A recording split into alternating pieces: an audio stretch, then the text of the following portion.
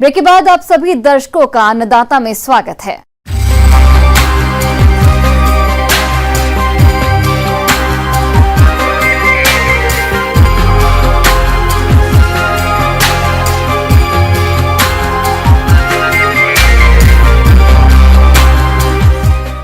गाजर की तरह दिखने वाला खरपतवार गाजर घास सिर्फ फसलों के लिए ही नहीं बल्कि मनुष्य और जानवरों के लिए भी बहुत हानिकारक है। खेतों समेत शहरों में भी ये बहुतायत मात्रा में पाया जाता है। यदि समय पर इस गाजर घास का नियंत्रण नहीं किया गया तो ये बहुत तेजी से खेतों में फैल जाता है और इसका नियंत्रण करना काफी मुश्किल हो जाता है। तो इस गंभीर समस्या को देखते हुए जरूरी हो जाता है कि आप इसकी रोकथाम समय पर करें। तो आप किस प्रकार से करें गाजर घास की रोकथाम, आइए जानते हैं विषय विशेषज्ञ डॉक्टर डी.के. राय से।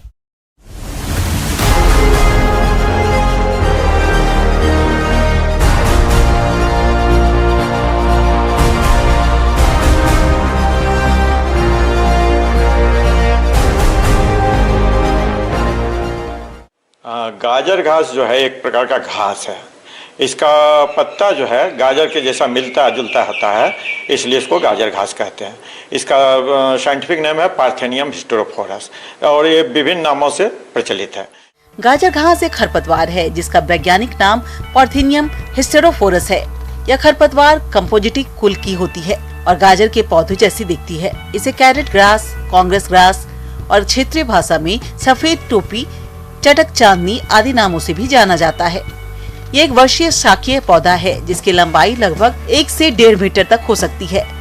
हर एक गाजर घास खरपतवार लगभग 1000 से 5000 बहुत ही छोटे छोटे बीज पैदा करता है। वैसे तो यह घास हर तरह के वातावरण में उग जाती है, मगर नम और छायादार स्थानों पर अधिक तेजी से उगती है। काफ़ी हानिकारक है मनुष्य के लिए भी, जानवर के लिए भी और फसल के लिए भी। और ये जो है विपरीत परिस्थिति में तेजी से बढ़ने की अद्भुत क्षमता होती है इसमें।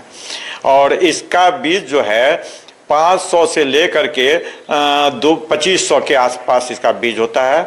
और बीज जो है रोएदार होता है, एक जगह से दूसरी जगह उड़ करके चला जाता है। और पहले ये जो है पार्क में, रोड के किनारे, रेलवे लाइन के बगल में, रिहायशी एरिया में मिलता था, स्कूल के मैदान में मिलता था। लेकिन अब ये फसल के क्षेत्र में भी अपना पैर फैलाने लगा है और इसकी लंबाई 1 से 1.5 मीटर तक होती है और ये काफ़ी हानिकारक है। मनुष्य में इसके चलते दमा की बीमारी होती है और त्वचा संबंधी बीमारी होती है, डर्मेटाइटिस कहते हैं, एलर्जी, एक्जिमा भी कहते हैं उसको, एलर्जी के चलते हाई फीवर भी होता है। और जानवर यदि ज़्यादा खा लिया तो उसका दूध, गाय यदि खा ली तो उसका दूध तीता हो जाता है और बहुत ज़्यादा खा लिया तो जानवर मर भी सकता है।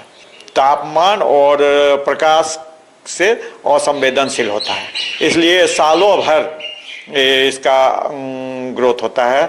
3 से 4 महीना में एक जनरेशन ये पूरा कर लेता है। अतः 3 महीना में यदि अपना जनरेशन पूरा किया, एक पीढ़ी पूरा किया, तो ये 4 पीढ़ी को 1 साल में कर लेता है। यदि 4 महीना लगा तो 3 पीढ़ी इसका लगभग 1 साल में पूरा कर लेता है। तापक्रम और प्रकाश के प्रति उदासीन होने के चलते इसका सालों भर इसका ग्रोथ होते रहता है। फसल में भी अपना उत्पादन में वांछित कमी लाती है। कैसे कमी लाती है? ये जो है उसके स्थान में, प्रकाश में, नमी में पौधे के साथ, फसल के पौधे के साथ प्रतिस्पर्धा करती है और उसके उपज में, फसल के उपज में वांछित कमी लाता है। इसके नियंत्रण के लिए ऐसे कीटों को रखा जाता है जो गाजर घास को अच्छी तरह से नष्ट करने में सक्षम होते हैं और अन्य उपयोगी फसल या वनस्पतियों पर कोई विपरीत प्रभाव नहीं डालते। जून से अक्टूबर के प्रथम पखवाड़े में बीटल कीट अधिक सक्रिय रहता है और 1 एकड़ के लिए लगभग 3 से 4 लाख कीटों की आवश्यकता होती है। केशिया, टोरा, गेंदा, ट्रोफेशिया, परपुरिया, जंगली, चलाई जैसे कुछ पौधों की बुवाई मानसून से पहले अप्रैल मई में करने से गाजर घास ग्रसित क्षेत्र का प्रसारण कम होने लगता है। इसका नियंत्रण का जहाँ तक सवाल है, ये इसके लिए हम लोग जो है फूल आने के पहले इसको उखाड़ करके फेंकें।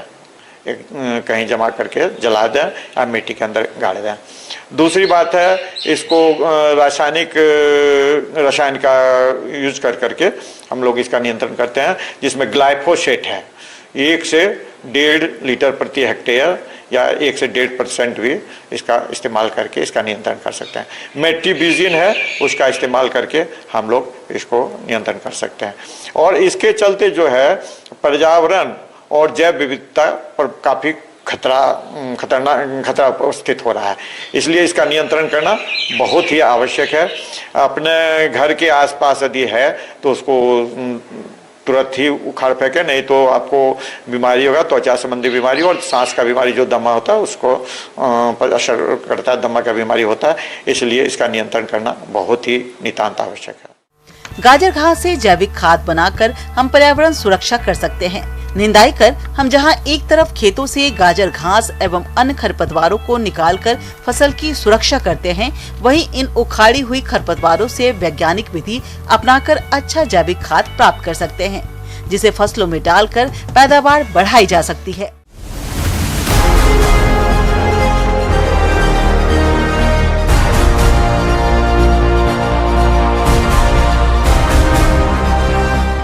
आगे और भी हैं खेती बाड़ी से जुड़ी हुई बहुत सी रोचक